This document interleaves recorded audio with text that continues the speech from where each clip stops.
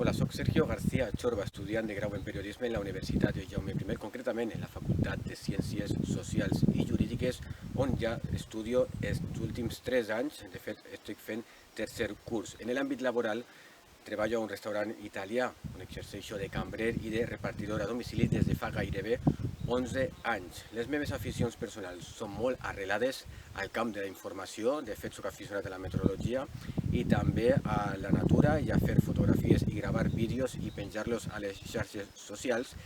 I, de fet, en els últims 3 anys he tingut l'oportunitat d'entrevistar a persones importants en el camp de la meteorologia valenciana i catalana i també en el camp polític.